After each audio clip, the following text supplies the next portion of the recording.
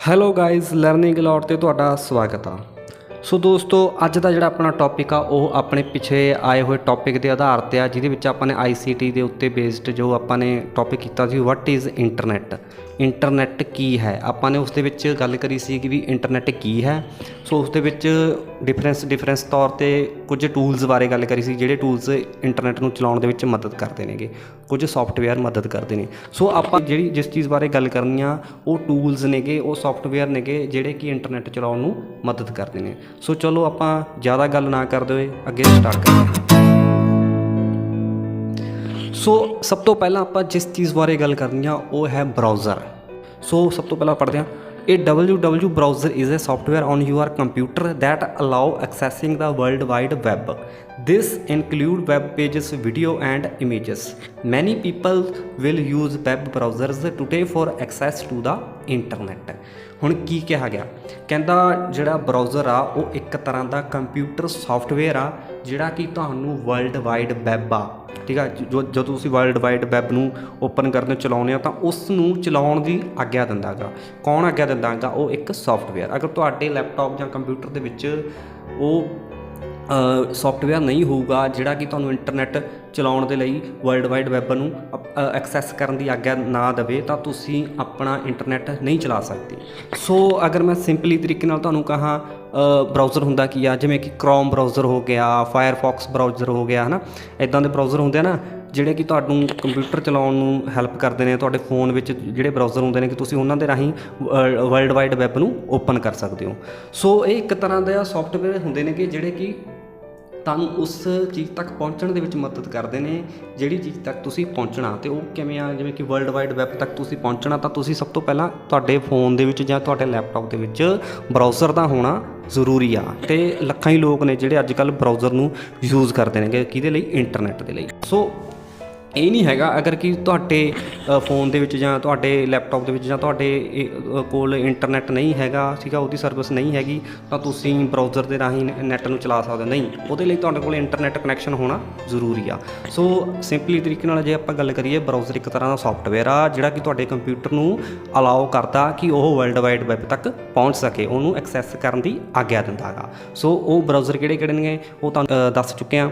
ਸੋ ਕਿਹੜੇ ਨੇ? ਕ੍ਰੋਮ ਹੋ ਗਿਆ, ਫਾਇਰਫੌਕਸ ਹੋ ਗਿਆ, ਓਪੇਰਾ ਮਿਨੀ ਹੋ ਗਿਆ, ਆਪਣੇ ਇੰਟਰਨੈਟ ਹੋ ਗਿਆ। ਸੋ ਇੱਦਾਂ ਦੇ ਅਨੇਕਾਂ ਹੀ ਬਰਾਊਜ਼ਰ ਨੇਗੇ ਜਿਹੜੇ ਤੁਹਾਨੂੰ ਆਪਣਾ ਇੰਟਰਨੈਟ ਐਕਸੈਸ ਕਰਨ ਦੀ ਆਗਿਆ ਦਿੰਦੇ ਨੇ ਅਤੇ ਵਰਲਡ ਵਾਈਡ ਵੈਬ ਨੂੰ ਓਪਨ ਕਰਨ ਦੀ ਆਗਿਆ ਦਿੰਦੇ ਨੇਗੇ। ਸੋ ਇਹ ਸੀਗਾ ਬਰਾਊਜ਼ਰ। ਸੋ ਆਪਾਂ ਹੁਣ ਇਸ ਤੋਂ ਅੱਗੇ ਗੱਲ ਕਰਦੇ ਹਾਂ। ਸੋ ਅੱਗੇ ਆਪਾਂ ਜਿਸ ਚੀਜ਼ ਬਾਰੇ ਗੱਲ ਕਰਨੀ ਉਹ ਹੈ hypertext and hypermedia. So hypertext ਕੀ ਚੀਜ਼ ਆ?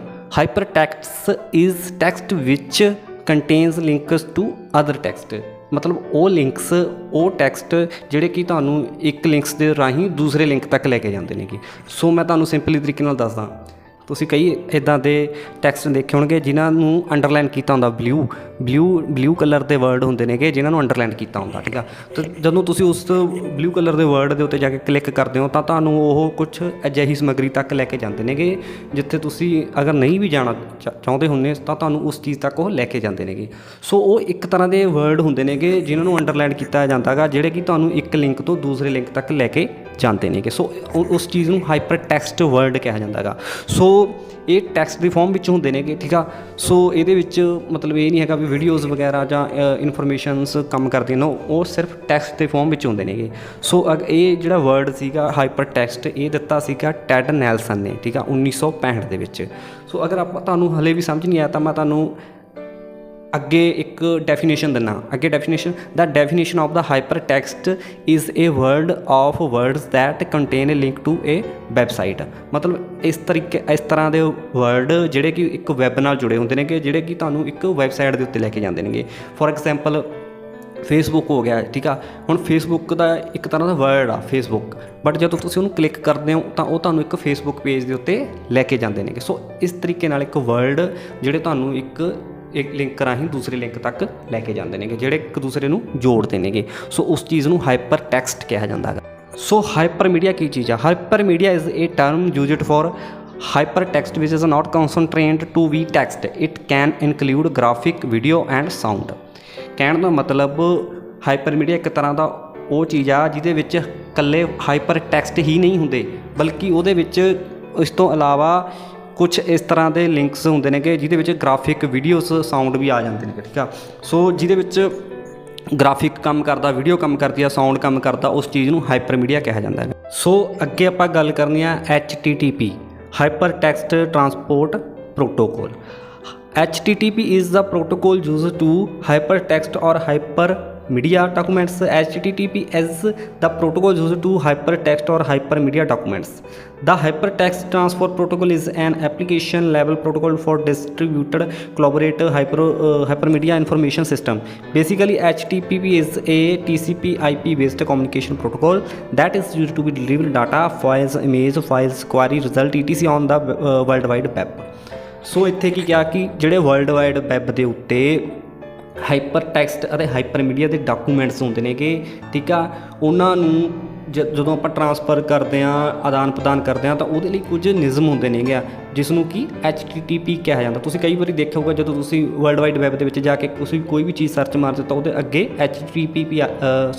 ਉਹਦੇ ਅੱਗੇ HTTP ਲਿਖਿਆ ਆ ਜਾਂਦਾ ਹੈਗਾ। ਸੋ ਉਹ ਇੱਕ ਕੀ ਚੀਜ਼ ਆ, ਉਹ ਇਸ ਤਰੀਕੇ ਦੀ ਉਹ ਚੀਜ਼ ਜਿੱਥੇ ਆਪਾਂ ਹਾਈਪਰ ਟੈਕਸਟ ਅਤੇ ਹਾਈਪਰ ਮੀਡੀਆ ਡਾਕੂਮੈਂਟਸ ਹੁੰਦੇ ਨੇ, ਉਹਨਾਂ ਨੂੰ ਜਦੋਂ ਆਪਾਂ ਟਰਾਂਸਫਰ ਕਰਦੇ ਹਾਂ, ਆਦਾਨ ਪ੍ਰਦਾਨ ਕਰਦੇ ਹਾਂ, ਉਹਨਾਂ ਨੂੰ ਆਦਾਨ ਪ੍ਰਦਾਨ ਕਰਨ ਦੇ ਲਈ ਇੱਕ ਪ੍ਰੋਟੋਕੋਲ ਹੁੰਦਾ ਗਾ। ਸੋ ਇਹ ਪ੍ਰੋਟੋਕੋਲ ਚੱਲਦਾ ਕਿਹਦੇ ਰਾਹੀਂ ਆ, TCP/IP ਬੇਸਡ ਹੁੰਦਾ ਗਾ, ਠੀਕ ਆ, ਜਿਹਦੇ ਵਿੱਚ ਇੱਕ ਕਮਿਊਨੀਕੇਸ਼ਨ ਪ੍ਰੋਟੋਕੋਲ ਹੁੰਦਾ ਗਾ। ਸੋ ਇਹਦੇ ਵਿੱਚ ਕੀ ਹੁੰਦਾ ਕਿ ਜਦੋਂ ਤੁਸੀਂ ਕੋਈ ਵੀ ਚੀਜ਼ ਟਰਾਂਸਫਰ ਕਰਦੇ ਹੋ, ਹੈ ਨਾ, ਕੋਲੋਬੋਰੇਟ ਕਰਦੇ ਹੋ, ਹੈ ਨਾ, ਐਪਲੀਕੇਸ਼ਨ ਨੂੰ ਚਲਾਉਂਦੇ ਹੋ, ਕਿਸੇ ਵੀ ਚੀਜ਼ 'ਤੇ ਡਿਸਟਰੀਬਿਊਟ ਕਰਦੇ ਹੋ, ਤਾਂ ਉਸ ਦੇ ਵਿੱਚ ਤੁਸੀਂ ਕੁਝ ਰੂਲਸ ਨੂੰ, ਕੁਝ ਪ੍ਰੋਟੋਕੋਲ ਨੂੰ ਫੋਲੋ ਕਰਨਾ ਪੈਂਦਾ ਗਾ। ਉਹਦੇ ਵਿੱਚ ਤੁਸੀਂ ਕਿਸੇ ਪ੍ਰੋਟੋਕੋਲ ਨੂੰ ਫੋਲੋ ਕਰਦੇ ਹੋ। ਉਹਦੇ ਵਿੱਚ ਹੁੰਦਾ ਕੀ ਆ ਕਿ ਜਿਹੜੇ ਵਰਲਡ ਵਾਈਡ ਵੈਬ ਦੇ ਉੱਤੇ ਡਾਟਾ ਪਿਆ ਹੁੰਦਾ ਗਾ, ਫਾਈਲ, ਚਿੱਤਰ, ਫਾਈਲਾਂ, ਹੋਰ ਆਪਰੇਸ਼ਨ ਦੀ ਯਾਦ, ਉਹਨਾਂ ਨੂੰ ਜਦੋਂ ਤੁਸੀਂ ਆਦਾਨ ਪ੍ਰਦਾਨ ਕਰਦੇ ਹੋ ਤਾਂ ਉਸ ਚੀਜ਼ ਨੂੰ ਆਦਾਨ ਪ੍ਰਦਾਨ ਕਰਨ ਦੇ ਲਈ ਇੱਕ ਤਰ੍ਹਾਂ ਦਾ ਪ੍ਰੋਟੋਕੋਲ ਹੁੰਦਾ ਗਾ, ਜਿਸ ਨੂੰ HTTP ਕਿਹਾ ਜਾਂਦਾ ਗਾ। ਸੋ ਉਸ ਤੋਂ ਬਾਅਦ ਆਪਾਂ ਗੱਲ ਕਰਦੇ ਹਾਂ HTTPS। ਸੋ ਪਹਿਲਾਂ ਆਪਾਂ ਪੜ੍ਹਿਆ HTTP, ਉਸ ਦੇ ਬਾਰੇ ਆਪਾਂ ਗੱਲ ਕਰੀ ਸੀ ਵੀ HTTP ਕੀ ਹੁੰਦਾ। ਹੁਣ ਆਪਾਂ ਗੱਲ ਕਰਨੀ ਹੈ HTTPS ਦੇ ਬਾਰੇ। ਹੁਣ S ਦਾ ਇੱਥੇ ਕੀ ਰੋਲ ਆ, ਆਪਾਂ ਉਹਦੇ ਬਾਰੇ ਗੱਲ ਕਰਦੇ ਹਾਂ। Hyper text transport protocol secure. Hyper text transfer protocol secure is an extension of the hyper text transfer protocol. It is used for secure communication over a computer network and is widely used on the internet. In HTTPS, the communication protocol is encrypted using transport layer security or formerly secure socket layer. ਹੁਣ HTTPS ਦਾ ਕੀ ਮਤਲਬ ਆ? HTTPS ਕੀ ਹੁੰਦਾ ਗਾ? ਇੱਕ ਤਰ੍ਹਾਂ ਦਾ secure protocol ਆ ਜਿਹੜਾ ਕਿ ਤੁਹਾਡੇ ਨੈਟਵਰਕ ਨੂੰ ਇੱਕ ਸੁਰੱਖਿਆ ਪ੍ਰਦਾਨ ਕਰਦਾ, ਜਿਹਦੇ ਵਿੱਚ ਤੁਸੀਂ ਕੋਈ ਅਗਰ ਸੰਚਾਰ ਕਰਦੇ ਹੋ ਕਿਸੇ ਨਾਲ, ਜਾਂ ਫਿਰ ਤੁਸੀਂ ਕਿਸੇ ਨਾਲ ਟ੍ਰਾਂਜੈਕਸ਼ਨ ਕਰ ਰਹੇ ਹੋ ਫਾਈਨੈਂਸ਼ੀਅਲੀ, ਠੀਕ ਆ, ਉਹਦੇ ਵਿੱਚ ਜਦੋਂ ਤੁਸੀਂ HTTPS ਦੇਖੋਗੇ ਜਿਹਦੇ ਅੱਗੇ S ਲੱਗਿਆ ਹੋਊਗਾ, ਤਾਂ ਤੁਸੀਂ ਮੰਨ ਸਕਦੇ ਹੋ ਕਿ ਉਹ ਚੀਜ਼ ਇੱਕ ਸਿਕਿਉਰ ਆ, ਤੁਸੀਂ ਉਸ ਚੀਜ਼ ਨੂੰ ਵਰਤ ਸਕਦੇ ਹੋ। ਬਟ ਜੇ ਉਹਦੇ ਅੱਗੇ S ਨਹੀਂ ਲੱਗਿਆ ਤਾਂ ਕਈ ਵਾਰੀ ਤੁਸੀਂ ਦੇਖਿਆ ਹੋਊਗਾ ਕਿ ਤੁਸੀਂ ਜਦੋਂ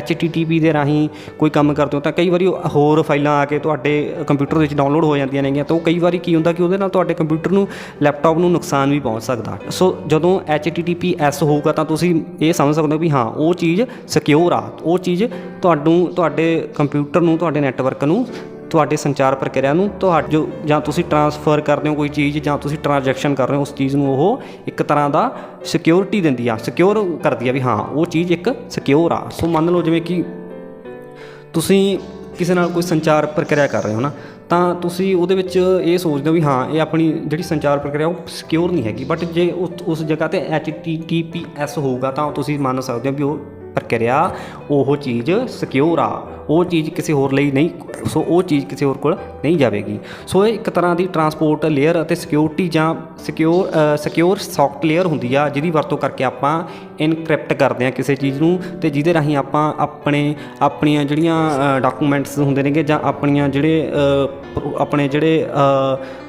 ਜਿਹੜੇ ਟ੍ਰਾਂਜੈਕਸ਼ਨਸ ਹੁੰਦੀਆਂ ਨੇ ਫਾਈਨੈਂਸ਼ੀਅਲੀ, ਆਪਾਂ ਉਸ ਨੂੰ ਸਿਕਿਉਰ ਕਰ ਸਕਦੇ ਹਾਂ। ਸੋ HTTP ਤੇ HTTPS ਦੇ ਵਿੱਚ ਇਹੀ ਇੱਕ ਡਿਫਰੈਂਸਸ ਆ ਕਿ HTTPS ਇੱਕ ਸਿਕਿਉਰ ਚੀਜ਼ ਆ ਜਿਹੜੀ ਆਪਾਂ ਨੂੰ ਸਿਕਿਉਰਿਟੀ ਪ੍ਰਦਾਨ ਕਰਦੀ ਆ, ਆਪਣੇ ਨੈਟਵਰਕ ਨੂੰ ਸੁਰੱਖਿਆ ਰੱਖਦੀ ਆ। ਸੋ ਇਹ ਸੀਗੀ HTTPS। ਕਿ ਆਪਾਂ ਗੱਲ ਕਰਦੇ ਹਾਂ ਹੋਮ ਪੇਜ। ਹੋਮ ਪੇਜ ਕੀ ਚੀਜ਼ ਆ? ਇਹ home page is usually the starting point for locating information at a WWW site. ਇਹ home page is the front page for a website. So home page ਇੱਕ ਵੈਬਸਾਈਟ ਦਾ front page ਹੁੰਦਾ ਗਾ, ਇੱਕ ਸਟਾਰਟਿੰਗ ਪੁਆਇੰਟ ਹੁੰਦਾ ਗਾ ਜਿੱਥੋਂ ਆਪਾਂ ਇਨਫੋਰਮੇਸ਼ਨ ਨੂੰ ਲੱਭਣਾ ਸਟਾਰਟ ਕਰਦੇ ਹਾਂ। ਤੁਸੀਂ ਕਈ ਵਾਰੀ ਦੇਖਿਆ ਹੋਵੇਗਾ ਕਿ ਤੁਸੀਂ ਜਦੋਂ www ਉੱਤੇ ਕੋਈ ਵੀ ਚੀਜ਼ ਦੇ ਬਾਰੇ ਭਰਦੇ ਹੋ, ਫੋਰ ਐਗਜ਼ਾਮਪਲ ਤੁਸੀਂ YouTube ਭਰਤਾ, ਠੀਕ ਆ। ਸੋ ਜਦੋਂ ਤੁਸੀਂ YouTube ਭਰਿਆ ਤਾਂ ਉਹਦਾ ਜਿਹੜਾ ਪਹਿਲਾ ਪੇਜ ਨਿਕਲ ਕੇ ਨੀਚੇ ਆਉਂਦਾ ਗਾ, ਠੀਕ ਆ, ਉਸ ਚੀਜ਼ ਨੂੰ ਹੋਮ ਪੇਜ ਕਿਹਾ ਜਾਂਦਾ ਗਾ, ਠੀਕ ਆ। ਉਹਦੇ ਉੱਤੇ ਵੀਡੀਓਜ਼ ਵਗੈਰਾ ਕਈ ਵਾਰੀ ਦਿਖਾਈ ਦਿੰਦੀਆਂ ਹੁੰਦੀਆਂ ਨੇਗੀਆਂ, ਠੀਕ ਆ, ਹੋਰ ਚੀਜ਼ਾਂ ਦਿਖਾਈ ਦਿੰਦੀਆਂ ਹੁੰਦੀਆਂ ਨੇ ਕਿ ਅਸੀਂ, ਠੀਕ ਆ, ਉਸ ਚੀਜ਼ ਨੂੰ ਉਹ ਜਿਹੜਾ ਪੇਜ ਸਭ ਤੋਂ ਪਹਿਲੇ ਨੰਬਰ 'ਤੇ ਨਿਕਲ ਕੇ ਆਉਂਦਾ ਆਪਾਂ ਤੁਹਾਡੇ ਇਨਫੋਰਮੇਸ਼ਨ ਭਰਨ ਦੇ ਉੱਤੇ, ਉਸ ਚੀਜ਼ ਨੂੰ, ਉਸ ਪੇਜ ਨੂੰ ਹੋਮ ਪੇਜ ਕਿਹਾ ਜਾਂਦਾ ਗਾ। ਸੋ ਹੁਣ ਉਸ ਤੋਂ ਬਿਨਾਂ, ਹੋਮ ਪੇਜ ਤੋਂ ਬਿਨਾਂ ਇੱਕ ਵੈੱਬ ਪੇਜ ਹੁੰਦਾ। ਵੈੱਬ ਪੇਜ ਕੀ ਹੁੰਦਾ ਗਾ? ਜਿਹੜਾ ਕਿ ਇੰਟਰਨੈਟ ਦੇ ਉੱਤੇ ਹੋਰ ਪੇਜਾਂ ਦੇ ਨਾਲ ਲਿੰਕ ਹੁੰਦਾ ਗਾ, ਉਸ ਚੀਜ਼ ਨੂੰ ਵੈਬ ਪੇਜ ਕਿਹਾ ਜਾਂਦਾ ਗਾ। ਸੋ ਹੋਮ ਪੇਜ ਬਾਰੇ ਤੁਸੀਂ ਜਾਣ ਚੁੱਕੇ ਹੋ ਵੀ ਹੋਮ ਪੇਜ ਕੀ ਹੁੰਦਾ। ਸੋ ਉਸ ਤੋਂ ਬਾਅਦ ਆਪਾਂ ਅੱਗੇ ਗੱਲ ਕਰਨੀ ਆ HTML, hypertext markup language. The hypertext markup language or HTML is the standard markup language for document designed to be displayed in a web browser. It can assist by technologies such as cascading style sheet and scripting language such as JavaScript। ਸੋ ਕੀ ਕਿਹਾ ਗਿਆ? ਕਹਿੰਦਾ ਵੀ hyper text markup language ਇੱਕ ਤਰ੍ਹਾਂ ਦੀ web browser ਵਿੱਚ ਜਿਹੜੇ ਪ੍ਰਦਰਸ਼ਿਤ ਕੀਤੇ ਜਾਂਦੇ ਦਸਤਾਵੇਜ਼ ਹੁੰਦੇ ਨੇਗੇ, ਠੀਕ ਆ, ਉਹਨਾਂ ਨੂੰ ਬਣਾਉਣ ਦੇ ਲਈ ਇੱਕ ਭਾਸ਼ਾ ਹੈ, ਇੱਕ ਭਾਸ਼ਾ ਕੋਡ ਆ, ਜਿਹੜਾ ਕਿ ਉਸ ਜਿਹੜੇ ਡਾਕੂਮੈਂਟਸ ਹੁੰਦੇ ਨੇਗੇ ਵੈਬ ਦੇ ਉੱਤੇ, ਉਹਨਾਂ ਨੂੰ ਬਣਾਉਣ ਦੇ ਵਿੱਚ ਆਪਣੀ ਸਹਾਇਤਾ ਕਰਦਾ ਹੈ। ਸੋ ਜਿਵੇਂ ਕਿ ਮੈਂ ਤੁਹਾਨੂੰ ਦੱਸ ਦੇਵਾਂ ਕਿ ਜਿਵੇਂ ਤੁਸੀਂ ਮੰਨ ਲਓ, ਠੀਕ ਆ, ਤੁਸੀਂ ਇਹਦੇ ਵਿੱਚ ਲਿਖਤਾ ਬੋਡੀ, ਠੀਕ ਆ, HTML, ਠੀਕ ਆ, ਹੈਡ ਲਿਖਤਾ। ਸੋ ਇਸ ਤਰੀਕੇ ਨਾਲ ਇਹਦੇ ਕੁਝ ਭਾਸ਼ਾ ਹੁੰਦੀ ਆ, ਕੋਡਿੰਗ ਹੁੰਦੇ ਨੇ, ਇੱਕ ਸਟਰਕਚਰ ਹੁੰਦਾ ਗਾ ਜਿਹਦੇ ਰਾਹੀਂ ਕੋਈ ਕਿਸੇ ਵੈਬਸਾਈਟ ਨੂੰ ਬਣਾਉਂਦਾ ਗਾ, ਡਾਕੂਮੈਂਟਸ ਨੂੰ ਬਣਾਉਂਦਾ ਗਾ। ਸੋ ਇਹ ਇੱਕ ਤਰ੍ਹਾਂ ਦੀ ਭਾਸ਼ਾ ਹੁੰਦੀ ਆ, ਠੀਕ ਆ। ਸੋ ਤੁਸੀਂ ਬਸ ਇਹਦਾ ਇਹੀ ਯਾਦ ਰੱਖਣਾ ਵੀ ਇੱਕ ਤਰ੍ਹਾਂ ਦੀ ਲੈਂਗੁਏਜ ਜਿਹੜੀ ਕਿ ਜਿਹੜੇ ਆਪਣੇ ਡਾਕੂਮੈਂਟਸ ਹੁੰਦੇ ਨੇ ਕਿ ਉਹਨਾਂ ਨੂੰ ਡਿਜ਼ਾਈਨ ਕਰਨ ਦੇ ਵਿੱਚ ਬਰਾਊਜ਼ਰ ਦੇ ਉੱਤੇ ਆਪਣੀ ਸਹਾਇਤਾ ਕਰਦੇ ਨੇਗੇ। ਸੋ ਅੱਗੇ ਆਪਾਂ ਗੱਲ ਕਰੀਏ, HTML is a set of command to create world wide web documents. The commands allow the document creator define the parts of the document. ਕਹਿੰਦਾ ਵੀ ਵਰਲਡ ਵਾਈਡ ਵੈਬ ਇੱਕ ਡਾਕੂਮੈਂਟਾਂ ਨੂੰ ਬਣਾਉਣ ਦਾ ਕਮਾਂਡਾਂ ਦਾ ਸੈੱਟ ਆ, ਇੱਕ ਤਰ੍ਹਾਂ ਦੀ ਕਮਾਂਡ ਹੁੰਦੀ ਆ, ਇੱਕ ਕਮਾਂਡਾਂ ਦਾ ਸੈੱਟ ਹੁੰਦਾ ਗਾ ਜਿਹੜੇ ਆਪਾਂ ਨੂੰ ਕਿਸੇ ਵਰਲਡ ਵਾਈਡ ਵੈਬ ਦੇ ਉੱਤੇ ਜਿਹੜੇ ਆਪਾਂ ਡਾਕੂਮੈਂਟਸ ਪਾਏ ਹੁੰਦੇ ਨੇਗੇ ਉਹਨਾਂ ਨੂੰ ਬਣਾਉਣ ਦੇ ਵਿੱਚ ਆਪਣੀ ਸਹਾਇਤਾ ਕਰਦੇ ਨੇਗੇ, ਠੀਕ ਆ। ਸੋ ਇਸ ਤਰੀਕੇ ਨਾਲ ਆਪਾਂ ਕਹਿ ਸਕਦੇ ਹਾਂ ਕਿ ਤੁਸੀਂ ਅਜਿਹੀ ਭਾਸ਼ਾ, ਠੀਕ ਆ, ਜਿਹੜੀ ਕਿ ਸਾਨੂੰ ਵਰਲਡ ਵਾਈਡ ਵੈਬ ਦੇ ਉੱਤੇ ਡਾਕੂਮੈਂਟ ਬਣਾਉਣ ਦੇ ਵਿੱਚ ਸਹਾਇਤਾ ਕਰਦੀ ਆ, ਉਸ ਚੀਜ਼ ਨੂੰ ਕੀ ਕਿਹਾ ਜਾਂਦਾ ਗਾ? HTML, hypertext markup language. So next ਆਪਣਾ ਹੈਗਾ ਜਿਹੜਾ ਉਹ ਹੈ client and server. Client and server ਕੀ ਚੀਜ਼ ਆ?